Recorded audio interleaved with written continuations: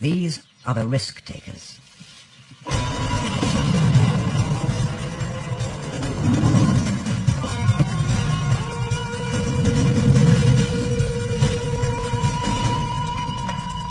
Once a formidable hunting coalition of 8 lions, this pride could take down a buffalo whenever they were hungry.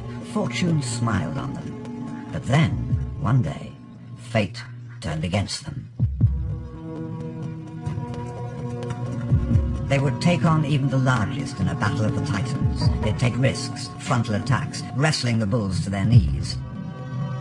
They'd collapse their prey forward, unlike other prides who will avoid injury and stay well clear of the sharp hooves.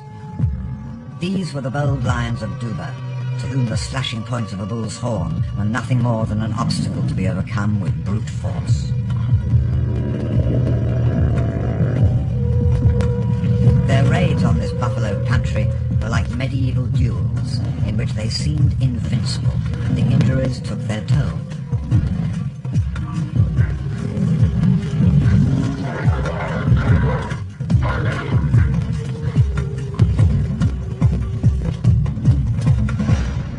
The pride withered away from 8 to 4, and finally, after this kill, just 3. The pantry pride is doomed.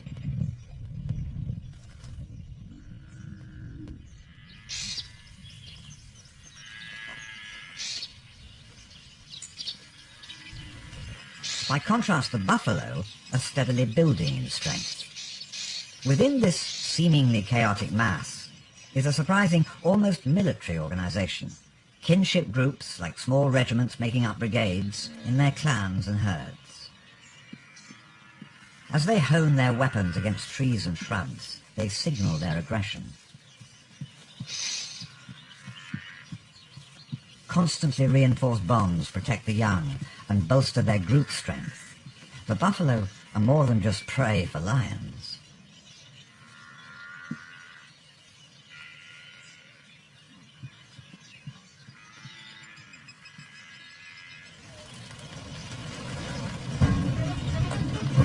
Sarah, in action again, coordinated and working as a unit to fell a young cow. But the fallen cow belongs. It is her saving grace. Time and time again, when the lionesses separate her out of the herd, her clan rallies to find her. And it is here that the whole pride is needed to distract and counter, to face down the charging family and to outflank the injured cow. But not today. 3 lionesses haven't shown up for the hunt, and the buffalo are getting stronger.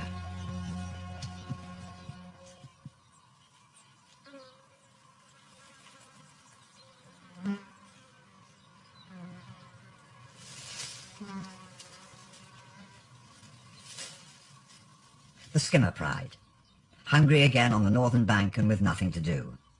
The cubs urge their mothers towards the channel, ready for another insurgent adventure.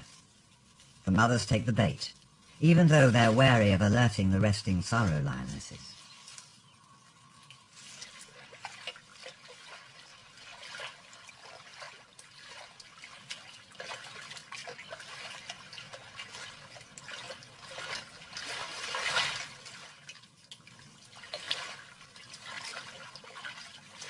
This time, they bring their own male with them. Slightly younger than the old sorrow males, he looks ahead and swims on into forbidden territory.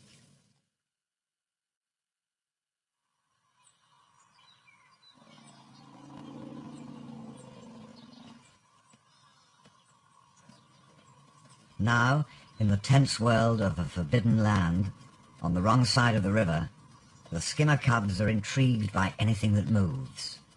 It's an exciting and prohibited world for them. Their mothers let the teenagers experiment with the porcupine. It could be a painful lesson. Lions are often disabled by those sharp quills. The barbed point will cause infection, and with lions that are constantly in and out of swamp water, these infections could kill them. But this play gives the cubs experience they need to have.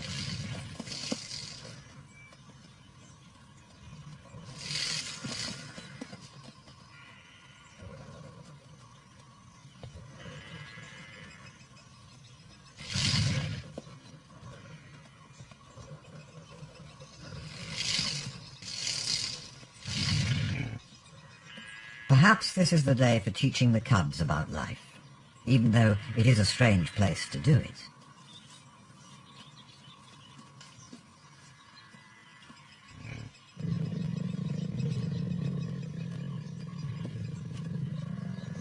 The buffalo are an ideal canvas for that education. And this is what they came for.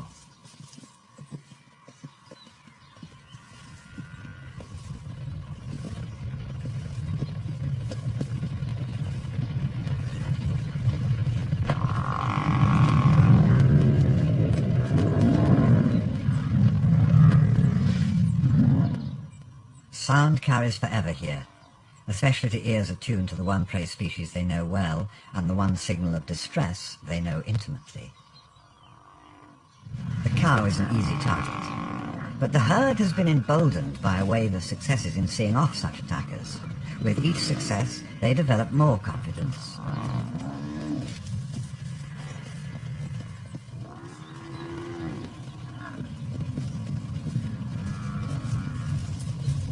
Their triumph further enrages them, and as it does, the scales are tipped against the splintered skimmer pride. There is a subtle power shift that sends the hunters fleeing for cover. It is a turning point in this relationship. With the pride scattered and running scared, now the buffalo have a real chance of skewering a lion at last.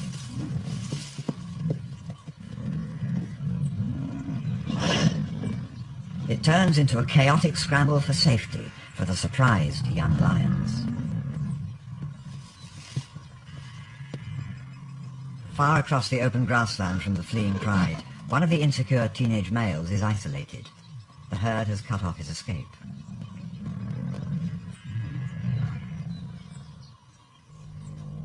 The Tsaro pride has heard the commotion. They're here.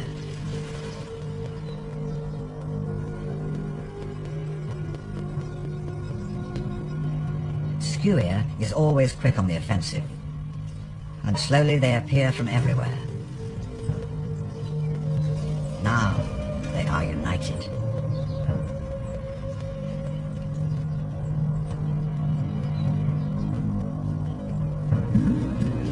The skimmer lions are too shaken by the buffalo's aggression to notice that the lions coming at them from all directions are not from their pride. It takes a moment to notice the fire in their eyes.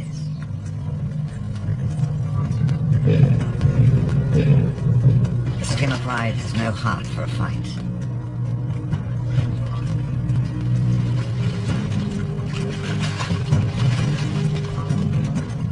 The strength of being on their own territory weighs heavily on the side of the resident males. Tsaro males focus on any foreign male, leaving the females to their own battles. This is male business now, one on one. Or if possible, 2 on 1.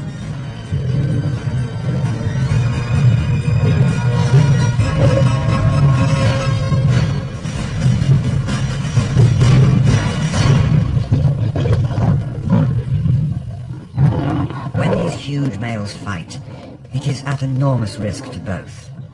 Even the victors have to guard against a stray light defensive swipe that could sever a jugular or slice open a fatal wound. Slowed down by the water, the cubs are taking a risk of their own in crossing. The incensed Tsaro females could easily cross right in behind them and take the fight to the far shore. So even though the odds are stacked in their favor, this attack is not driven to the point of death. This time their point has been made. This is our land and we will defend it. The boundary has been secured.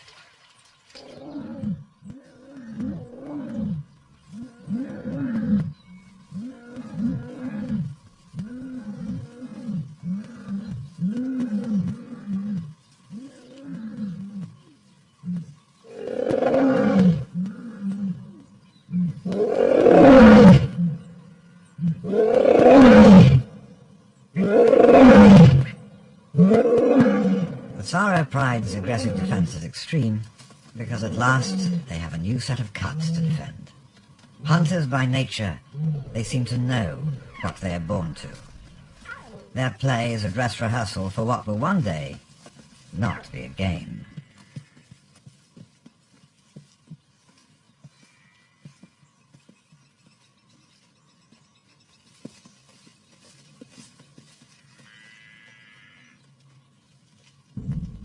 and already they smell of lion.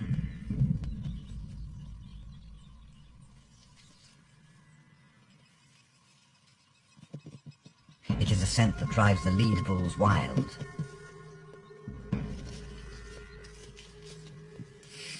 The buffalo are incensed by the wafting, invisible smell of lions, and they push deeper into the Saro palms, stomping at any movement.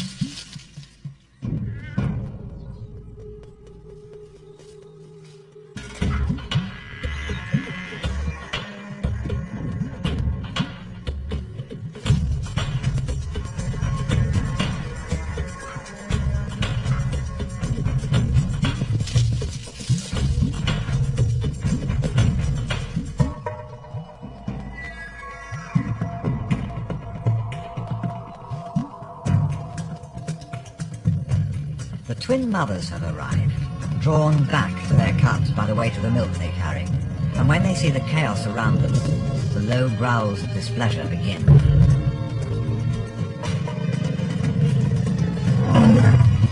These are angry lions now, not calculating hunters. Flinging themselves at the buffalo takes them beyond the simple contest of food. Now they are enemies.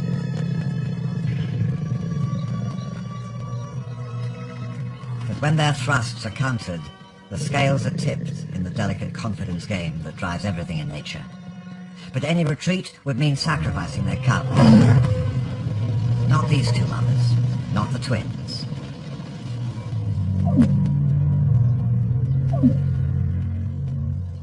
But when the mothers check for their cubs among the palms, nothing but a disturbing silence greets them.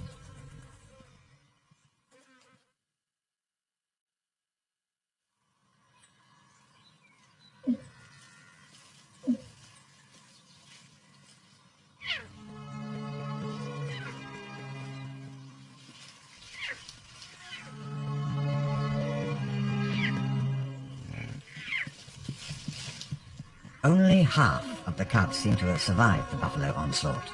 But then, from the safety of the palms, 3 more, and finally, all of them come tumbling out. With only 1 casualty.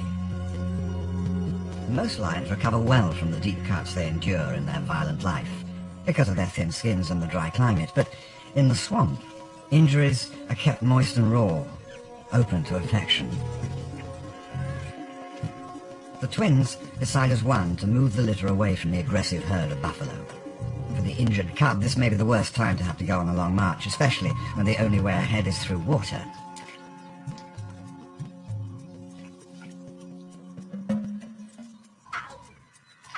And as their whiskers touch the still unfamiliar water, they feel their future as swamp cats for the first time on their skins.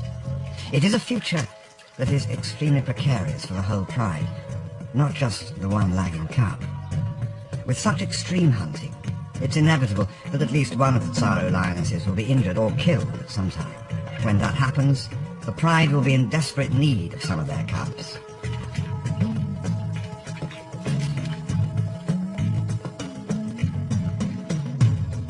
It is essential that they keep the hunting numbers at the ideal 8 or 9 lionesses. This, then, is a precious cargo.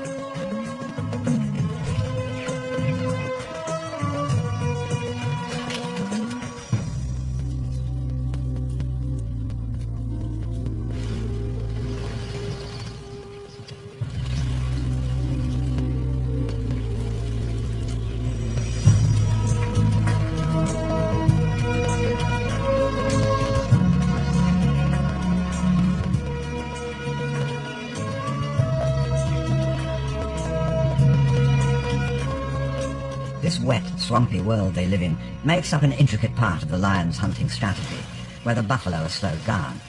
But it also wears out the lions. Both they and their prey are more vulnerable in the swamp.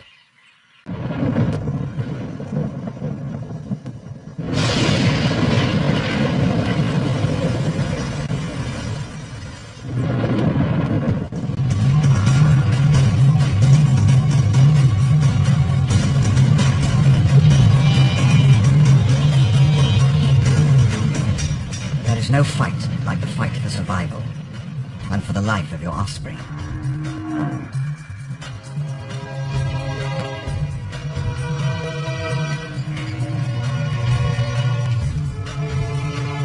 These lions will not accept failure. A charging buffalo doesn't strike fear in their hearts, it spurs them into a deadly game of attack and counter-attack, thrust and parry, a relentless duel.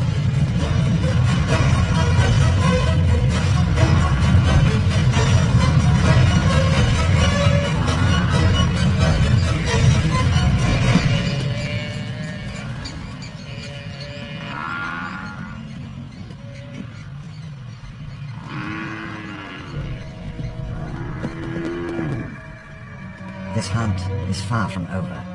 Blood has been tasted, and like some invisible thread, it will lead them back to the injured calf time and time again, day after day after day.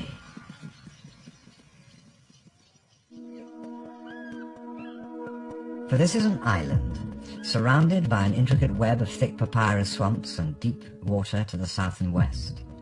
The buffalo are unable to cross the fast-flowing and crocodile-infested rivers. And to the north, deep channels carved out by hippos make it difficult for the herd to swim to safety in that direction. There is no escape for the buffalo.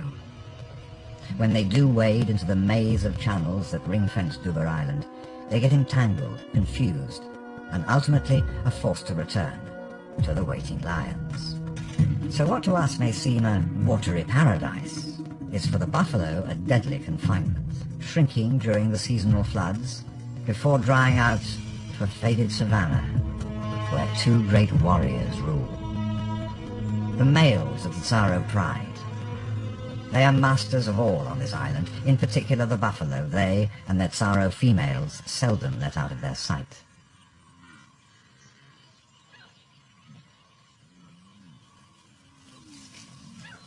There is a significant new addition to the pride. Growing up against this backdrop of buffalo, he needs to be nimble and confident on his feet to become a Tsaro lion, a specialist buffalo hunter.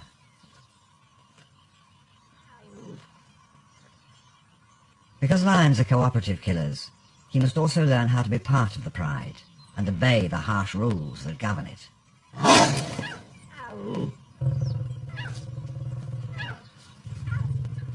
He has a brief window, while under his mother's intense protection, to memorize the personality of each pride member.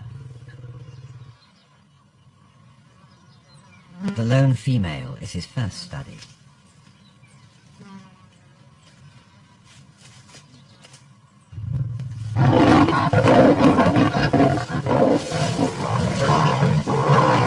The mother's explosive defense only increases the tension in the pride and sets in motion a further and ominous isolation of the old female.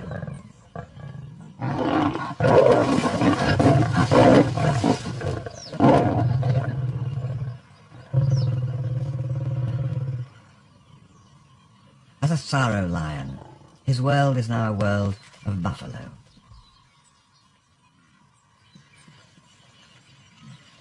Slowly, the clicking horns and occasional bellows will become as common to his ears as the sound of floodwaters rippling on the sand.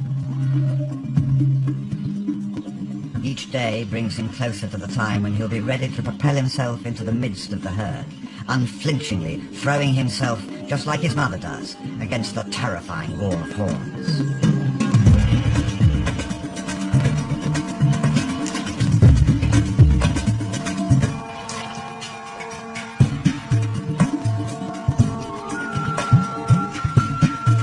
Buffalo must walk their own knife-edged path of survival, finding food and water, while all the time avoiding the dangers that will leave their bones scattered in the indignity of death.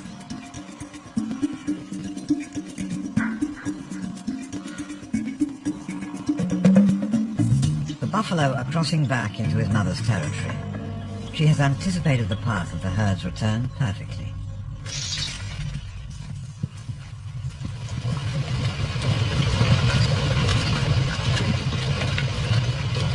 Technique: flush the herd and scan for the weak.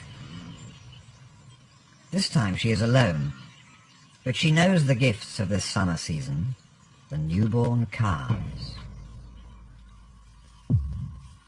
Buffalo's senses, both of sight and smell, are well developed. Their hearing is excellent. These are intense and alert animals, but a sixth sense creeps through her now. She knows there is a lion nearby, and she knows it is coming for her calf.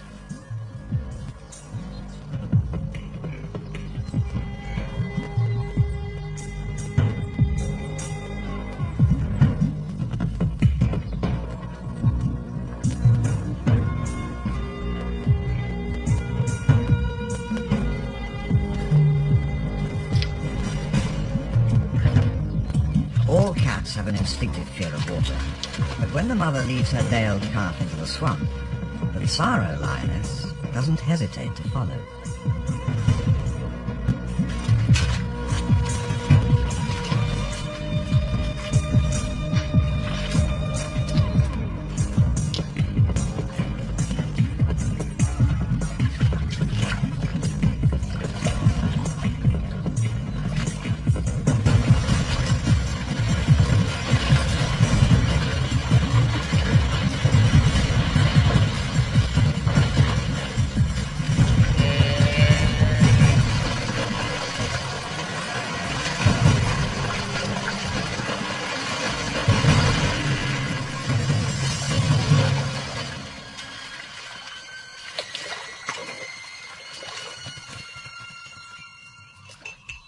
There is iron-fisted determination in a female with a hunger and a cub to feed.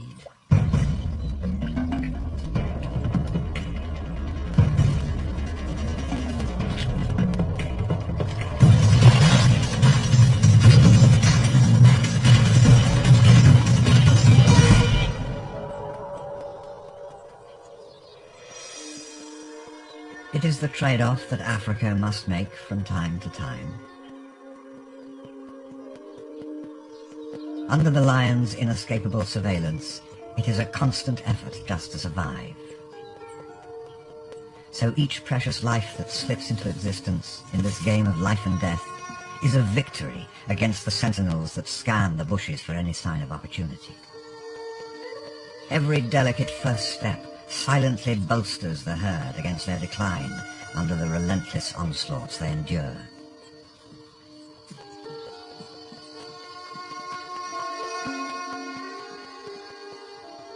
Each wobble, during the agonizing hour it takes to stabilize, is a celebratory yell against the fates.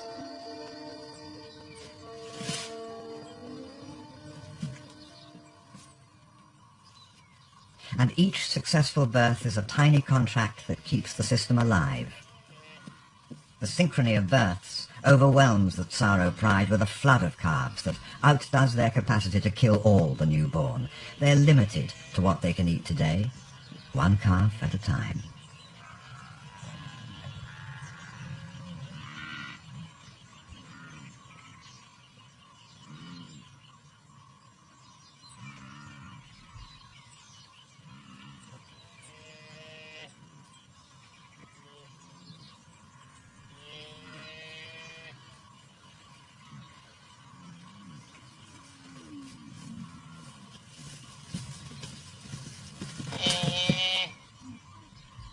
Although many are killed, the majority of the baby buffaloes survive.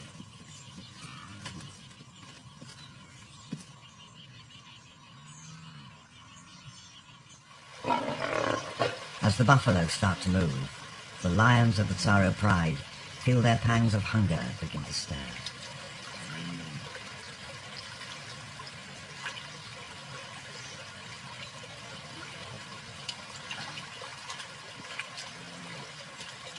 Ahead will be a fast-moving game of life and death, for they must know that taking on a fully grown buffalo with nothing but claws and teeth has to be the most dangerous game of all.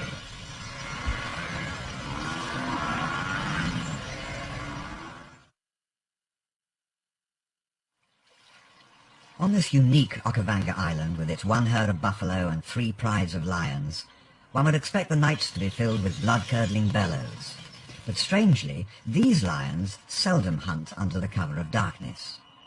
So night-time is the herd's chance to slip away to the far side of the island, or even across the river if they can. The lion's diligence has kept the herd contained within the Tsaro territory for weeks. While there has been a feast on this side of the channel, there has been a famine on the other, The lions to the north, the skimmer pride, has been without food for too long, and now their hunger drives them through the water.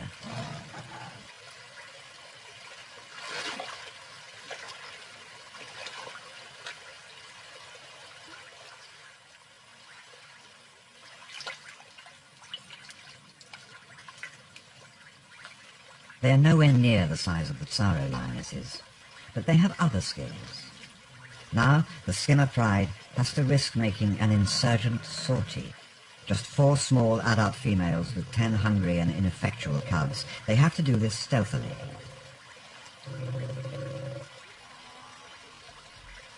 They are taking a huge risk. If they panic the herd too early, the Tsaro females are bound to hear the chase and react.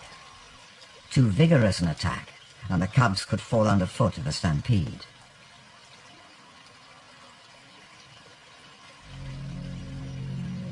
When a single female sees her target, the risk increases even more. The only option now is a frontal attack. This is almost suicidal.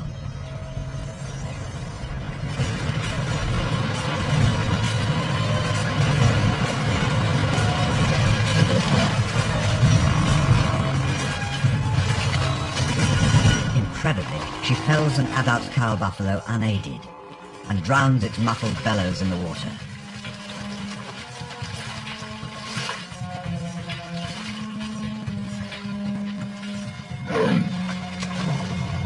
Their desperation sees off any intruders. A hurried meal is all they can risk for now.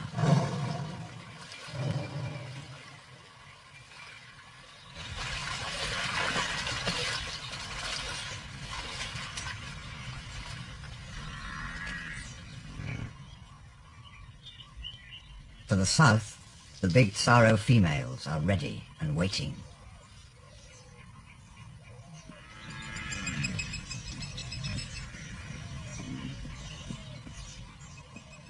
In a sophisticated and well-honed tactic of herding the buffalo, they first panic them with a strange growling charge.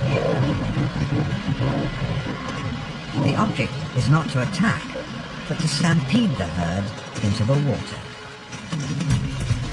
Only then do they pick off the struggling young as they flounder out of their depth. It is Silver Eye who makes the first contact, dragging her prey underwater to deliver mortal wounds before the mother can retaliate and rescue her calf.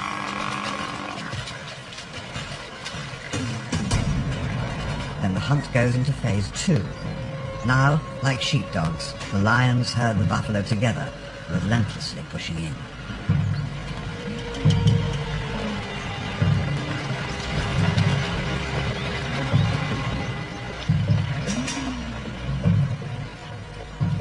It is clinical, this constant probing for weakness, the following through the floodwaters for up to 7 hours at a time.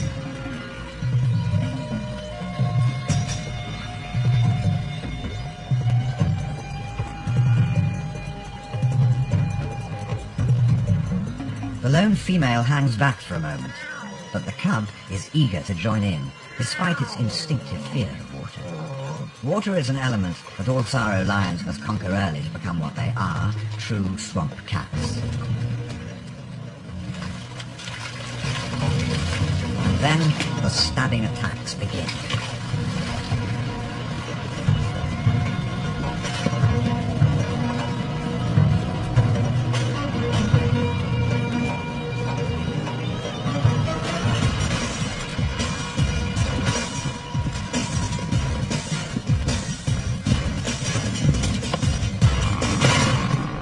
Each attack weakens the spirit of the herd. This is the hunt they were born to.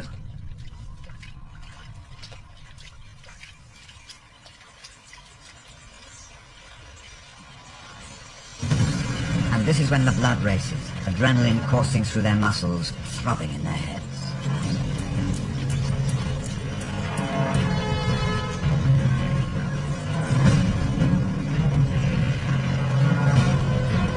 The young are jostled between anxious mothers and defensive bulls, and this is what the lions have been waiting for. Mistakes, but given time and constant pressure, are bound to happen.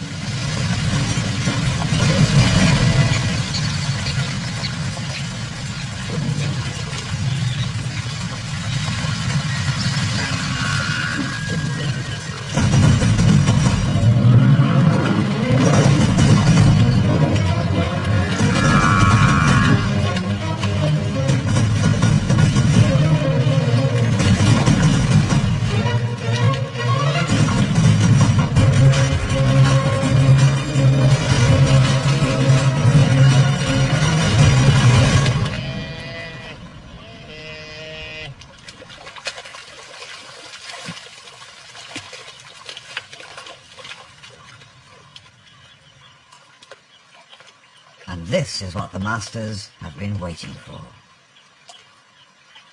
Each kill is eagerly observed from a distance.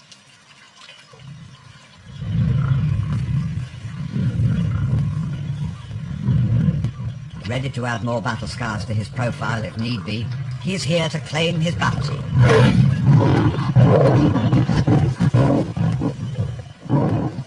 The Lionesses have come to accept this unchivalrous behavior. It is their sacrifice for the protection that the males give to the pride. And knowing that the buffalo are about to escape across the river, they continue the hunt.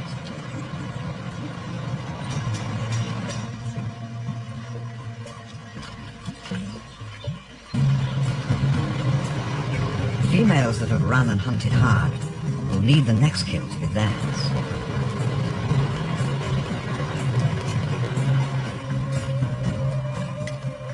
This kill must be large enough to both feed those that stayed back protecting the cub and sustain the lionesses that have been injured in this last attack.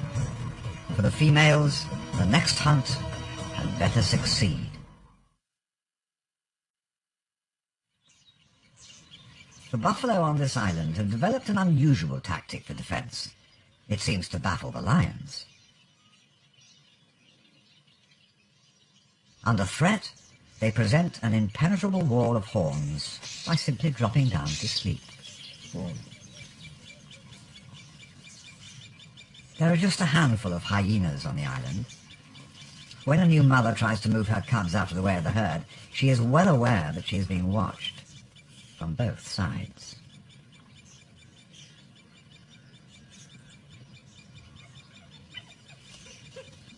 She doesn't want to be caught in the middle of this battle.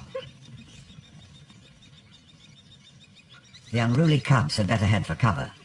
Lions will hunt down and kill hyenas even though they don't eat them, but these lions are focused on killing something edible. So for today at least, there's no danger.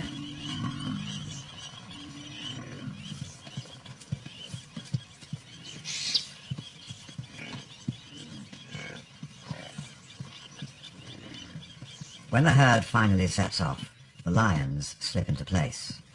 Only half the females are here today. Injuries from the last hunt have taken their toll, and the mother has gone off to search for her missing cub. Expert buffalo hunters that they are, the Tsaro females don't always get it right the first time. The remnants of the pride are hard-pressed to outmaneuver the young male they have selected. Now, the real hunt begins.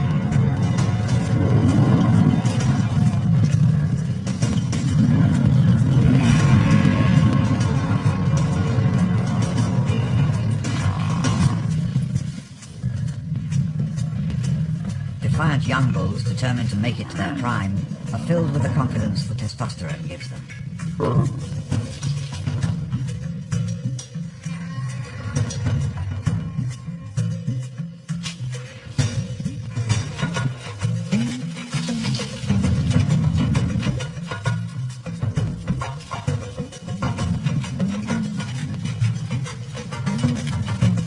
The bull refuses to give ground to this handful of irritating lions. He will turn and fight another day.